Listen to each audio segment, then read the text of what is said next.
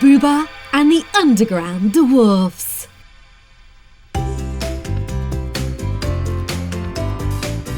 It's a warm summer evening. Booba and his friends are playing at the park. A huge slide towers in the centre, exciting the friends. Booba is the first to have a go and slide down. Whee! Sliding is lots of fun. Booba giggles and claps his hands with glee. He wants to do that again, but he's already had a turn. His friends want to have a go too.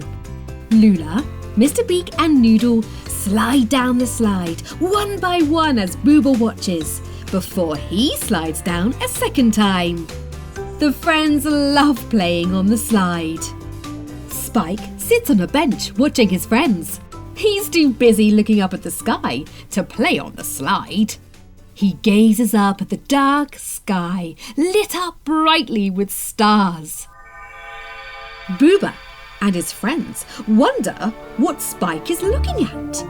They all look at the starry sky when suddenly they see a shooting star. Then another one and another. Suddenly, one of the shooting stars dives into the yellow tube on the side of the slide. The tube flows, exciting Booba and his friends. Wow! How exciting to see that stars like to play on the slide too. The friends wait for the star to pop out of the bottom. They wait, and they wait, and they wait.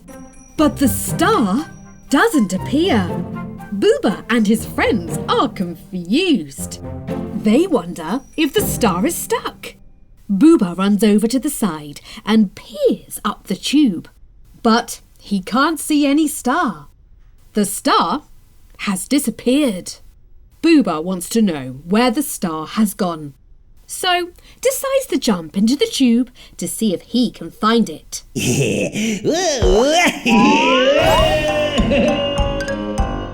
Something magical happens to the tube. It suddenly grows and is now much longer than they remember it being.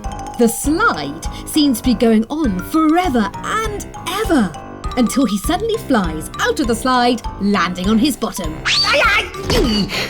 Booba looks around him and notices crystals glowing on the ground. They remind Booba of tall glass pencils. Booba looks around again and realises that he is alone. Am I really all alone here? Thinks Booba.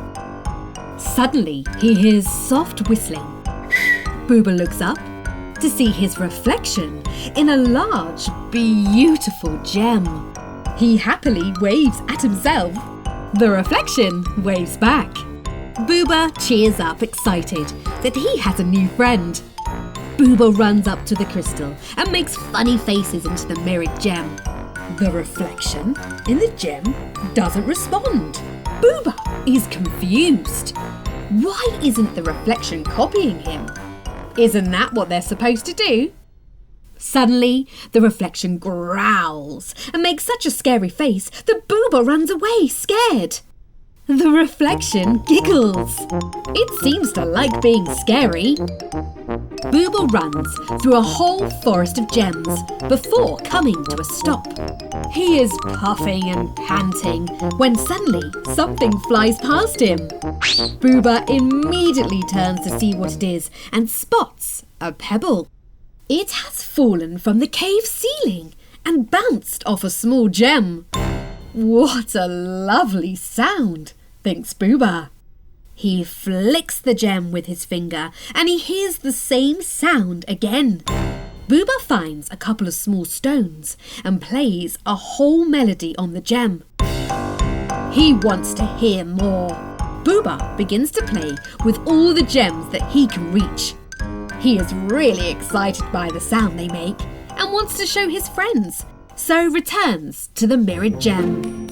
The reflection in the mirrored gem is happy to see Booba again and is delighted when Booba starts making faces again. He wants to play. Booba waits for the reflection to play too, but nothing happens. Until suddenly, he feels a finger poking him in the back.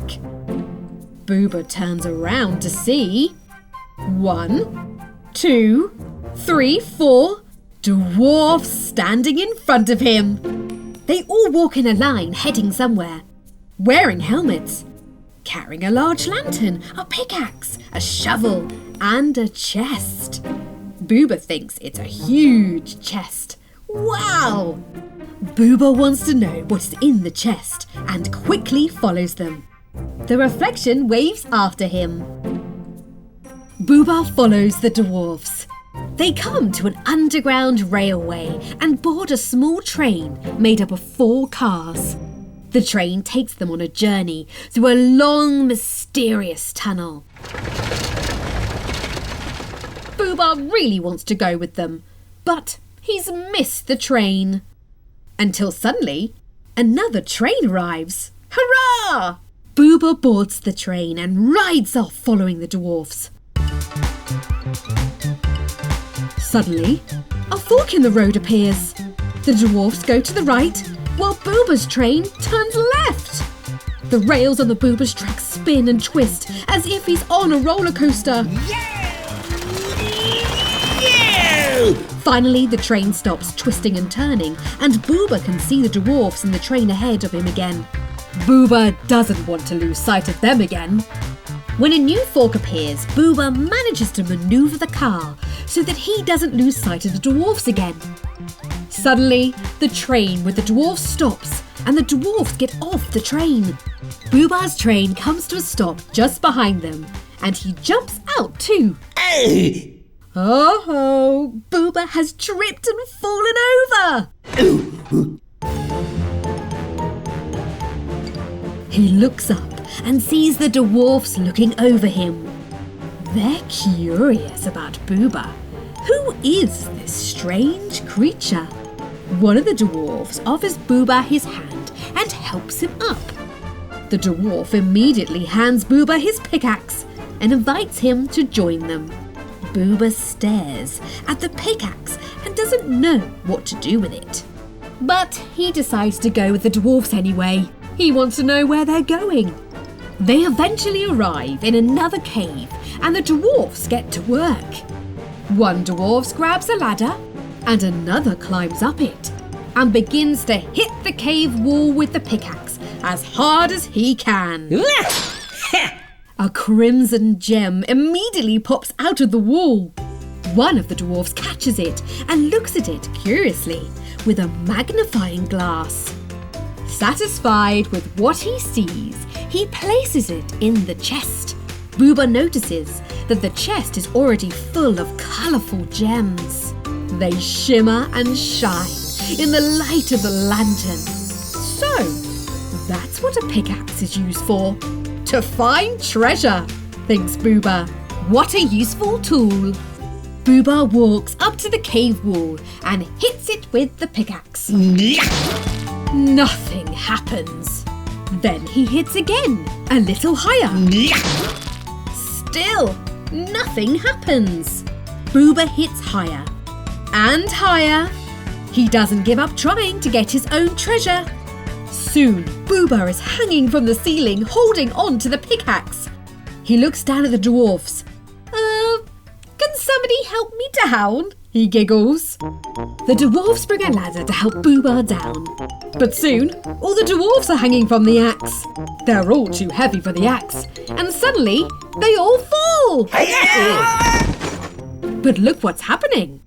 There are lots and lots of gems falling from the ceiling. Booba has made a giant hole and found lots of hidden treasure. The dwarfs look at Booba. He is their hero. They have never seen such a talented treasure hunter before. They all run round, picking up the scattered gems, thankful to Booba for his help. As their hero, they honour him by making him an official treasure hunter and gift him with everything he needs to become a great treasure hunter. And a medal! Booba is very excited, but As he is about to leave, his excitement disappears. There's a lot of stuff to carry, and it's very, very heavy. He's not sure he wants to hunt for treasure anymore. Why do I need treasure anyway? He thinks. The dwarfs decide to show him why hunt for treasure. They open the chest and take out the gems. They begin to place a gem into every crack they can find in the cave ceiling. They then dim the light in the lantern and ask Booba to look up. Above them, there is a beautiful starry sky. And yet, it is no match for the real sky. Booba thinks about Spike, Lula, Mr. Beak and Noodle. He remembers how they all looked up at the stars together and how they loved them twinkling in the sky.